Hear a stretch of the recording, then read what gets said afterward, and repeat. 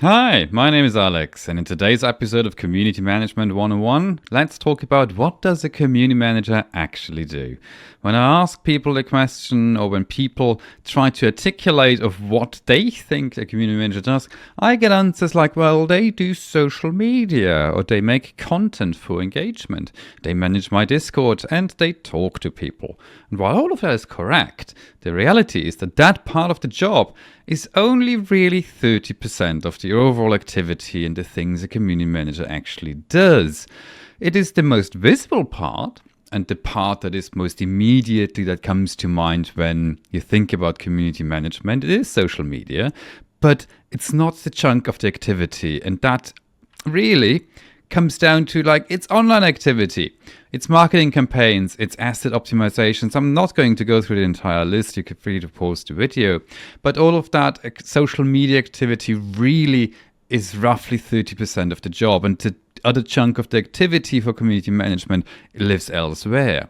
It's also the question and a difference between what's a social media manager versus a community manager. It's sometimes a little bit blurry. I have seen organizations where a social media manager is part of the community team. They report into the community structure. But it's also possible that the community manager and the social media manager work side by side, or there is no social manager at all and it's just a community manager, and vice versa. And it's also possible that when you look through the activity list above, it's possible to have an expert and a specialist in each of the individual fields. A social media manager could be just looking after paid campaigns, for example, or could be just managing the asset and content creation side of things. So depending on the size and the complexity of the activity and the operation, it is possible that it's not just one person managing this 30%, because if you're looking after 20, 30 brands and you have regular activities for marketing and community and all the other various topics that feed into it, it's possible that this is quite a few people that work on this 30%, specialized in the individual area. So when you talk about community managers and we talk about social media, when we only consider those 30% of the overall activity of what a community manager does, I would consider this a very basic community operation.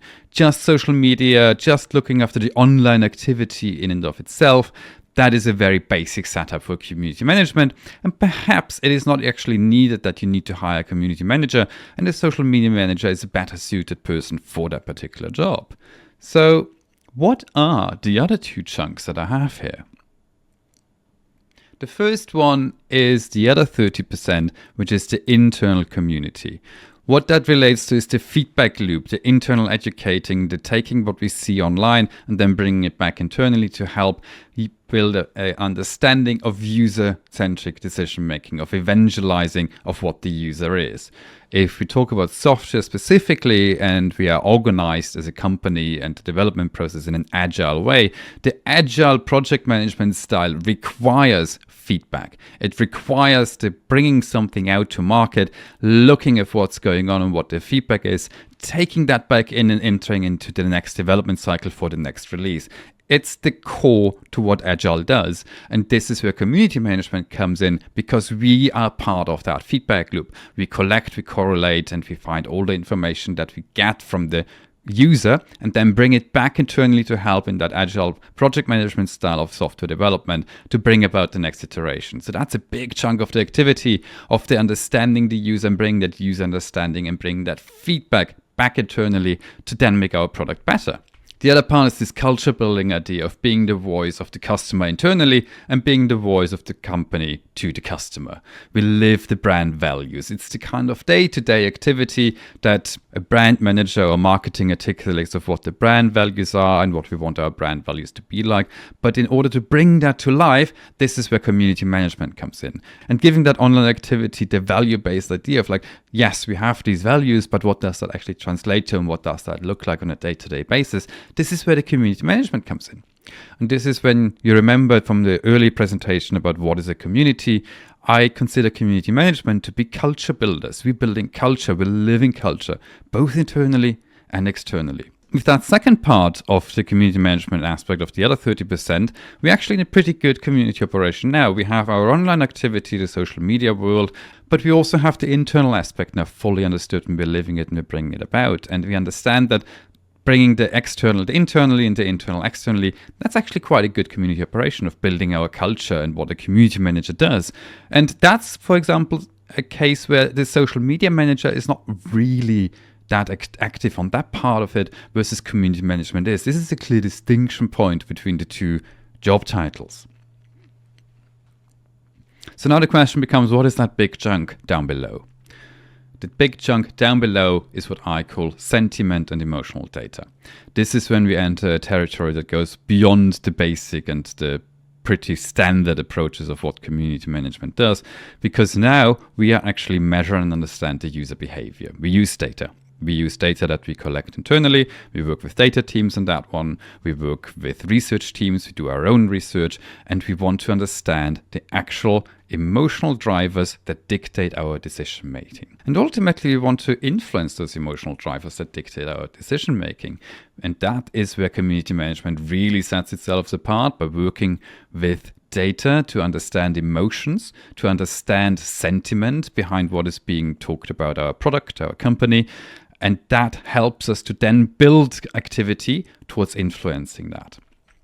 And what I call it, the quantified emotions that help our internal user-centric decision making. If we can take the quantification of emotions internally, and we can use numbers to understand emotional drivers that dictate our decision making, that really brings about an entirely new conversation about how can we make user-centric decisions, because ultimately it is about what we feel and not just what we say. And when we bring these sentiment and emotional data as well, then we are actually now in a point where we have a pretty damn awesome community operation. We're not just doing the online activity, we're not just doing the internal side of things, we're actually having a holistic picture, and we're using numbers, data, and social sciences as well as data sciences to back up of what we, quotation mark, feel like. The competing thoughts that I sometimes see of like, what's the vibe versus what's the data, and actually community management can marry them two together, and it's not just the vibes and it's not just the data, it's actually the vibes quantified and the vibes datafied. And that is the power of community management that really sets this apart. And if that's being achieved, then that's an incredibly valuable asset for a company and even a competitive advantage, really. And it is possible to specialize these areas. It is possible to have community managers that are more focused on social media, or you have a social media manager. You have community managers that are more focused on the internal side of things. And then you have community members or staff that are more focused on the data and the quantified emotion side of things. So these can be specialized, and as I mentioned before, depending on the size of your operation and the complexity of looking after all the brands that you're managing, this can be quite an extensive operation and quite a lot of specialization required within that. It can be done by just one person, but really the reality is, depending on how complicated and how much work and how much insights you want to gather, it is possible that it is multiple people as well. And what does that translate to? It looks a little bit like this. So we start by listening to what's going on. We're listening to the user, which then provides us with insights. So we use our data, we use our information that gives us insights and what we see from the user. The insights then help us internally to make decisions, to inform our decision-making process, to help us more user-centric decision-making and more player-focused or user-focused or customer-focused activity. And whatever this decision is, this leads to an action.